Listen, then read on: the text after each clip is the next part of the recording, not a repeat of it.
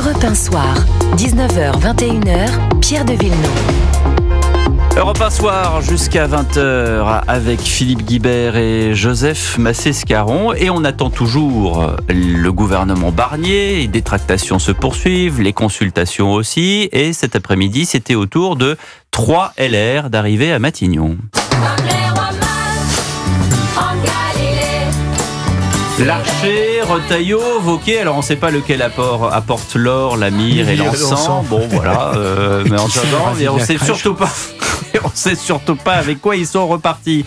Et alors, ce qu'on sait en revanche, Joseph et Philippe, c'est que dans les couloirs de l'Élysée, on commence à s'agacer. Les macronistes de la première heure, qui sont 160 et qui le rappellent, disent attendez, les LR, ils sont 47 et ils veulent le plus de ministères. Voilà, la guéguerre, la popole, comme on l'appelle, Joseph Massescaron, recommence. Écoutez-moi, il y a une négociation, elle se fait, c'est tout à fait normal parce que la situation est extraordinaire. Mais cette situation, c'est pas les LR qui l'ont créée. Hein. Il faut rappeler quand même que c'est le président de la République avec la dissolution. Donc, ce rappel est quand même important. Ils sont bien contents quand même de la situation. Non mais. Ce qui est intéressant quand même, la seule leçon pour l'instant, pardonnez-moi. Ce qui est marrant, c'est qu'ils ne voulaient pas y aller, maintenant ils y vont. Ce que j'en tire, c'est le premier point. Et le deuxième point, c'est quand même le rappel, les LR, naturellement, constituent un parti de gouvernement.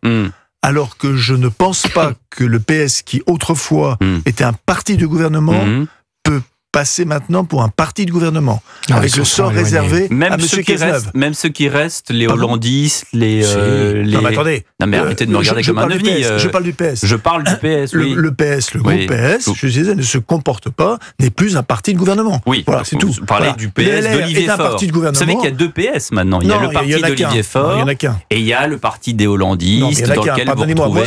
Moi, j'ai été journaliste politique, j'ai fait le congrès de Rennes, il n'y a qu'une chose que je crois, c'est le congrès. Voilà. Donc on verra au prochain congrès. Alors après, on est en 2024, il y a des choses qui sont passées. On verra au prochain congrès, et je pense que vraisemblablement Olivier Faure repassera. Bon, ça c'est une... Voilà. La dernière fois, Joseph, il est passé à 51%. Oui, je pense que... Et il était moins contesté qu'il ne l'a été là depuis quelques semaines. Je crois pas.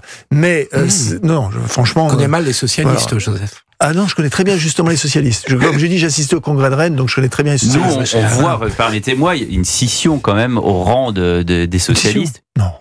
Ah si.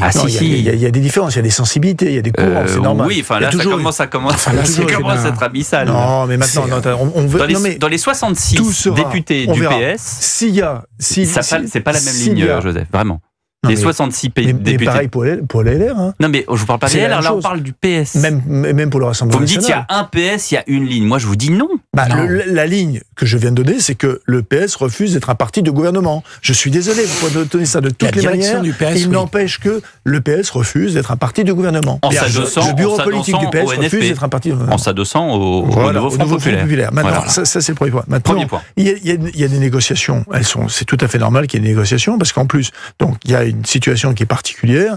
Il y a à peu près 3 piliers qui sont un peu brinque-ballants, mais je ne sais pas si d'ailleurs Michel Barnier arrivera à les réunir. Et puis aussi, il y a quelque chose qu'on a oublié, c'est que Michel Barnier il tient beaucoup également à ce qu'il y ait une répartition par région.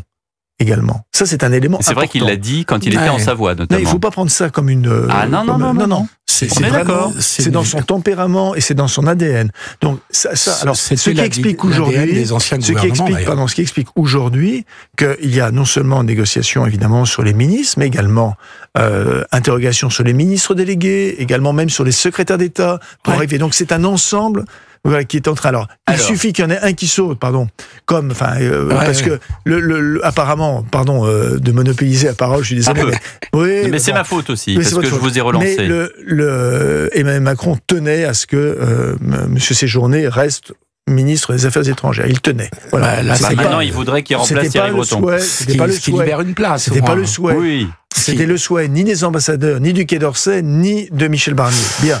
Donc maintenant, ça y est, une place se libère, donc le mécano repart. Avant de donner la parole à Philippe Guibert, je voudrais qu'on écoute Jordan Bardella ce matin, qui que pense-t-il justement de ces consultations et de ces ministres démissionnaires dans le futur gouvernement ? Si Michel Barnier est le continuateur d'une politique qui a été conduite par Emmanuel Macron depuis 8 ans. S'il est le continuateur zélé de cette politique, alors ce gouvernement tombera. En revanche, si M. Barnier se fait l'écho des aspirations qui ont été exprimées par des millions de Français aux élections européennes, alors nous voterons des textes au cas par cas. Maintenant, si le gouvernement consiste à recycler M. Darmanin, M. Dupond-Moretti et tous les pompes de la Macronie en allant jusqu'à M. Bertrand, oui, enfin, c'est le macronisme qui change de vitrine. Philippe Guibert. Non, c'est intéressant ce que dit Jordan Bardella, parce que déjà, ils avaient s'était accordé une sorte de droit de veto, ou on leur avait accordé une sorte de droit de veto sur le Premier ministre, et Xavier Bertrand en avait déjà fait les frais, semble-t-il. Mais là, ils vont jusqu'au ministre, et le pauvre Xavier Bertrand redevient une sorte de repoussoir. Non seulement il n'est pas Premier ministre, mais si ça continue comme ça, il ne sera... On vous avait dit pas lui.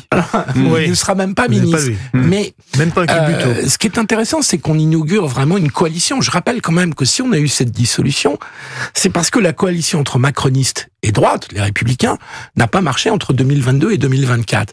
Et là, ça fait 10 jours quand même. On peut rappeler pourquoi elle n'a pas marché aussi. Ouais. Oui, alors, mais là, ça fait quand même 10 jours que Michel Barnier est nommé. Alors, je sais bien que c'est plus long aujourd'hui de former des gouvernements, parce qu'il faut faire des vérifications à la haute autorité de la transparence, d'accord. Mais enfin là, on va arriver à pratiquement un bon 15 jours pour avoir formé un gouvernement où il n'y a que 2 ou 3 partis, mais qui sont quand même assez proches, fondamentalement. Combien de temps il a fallu pour nommer un Premier ministre? Il a fallu 2 mois. Voilà, 2 mois. Hein. On n'est pas quand même encore... Mais on retrouve mais là, on n'est pas dans l'étiage de l'interrègne pour nommer... On a un budget qui arrive, c'est important d'avoir un gouvernement. Pierre a raison, parce que pour préparer le budget, je sais pas comment ils vont faire. Parce que le budget, il y a quand même des textes constitutionnels qui encadrent le calendrier. Et donc, voilà, au 1er octobre, il doit être présenté au Parlement, au moins en commission des finances, pour être ensuite examiné. Nous sommes à la mi-septembre, il reste 15 jours pour trouver 20 milliards.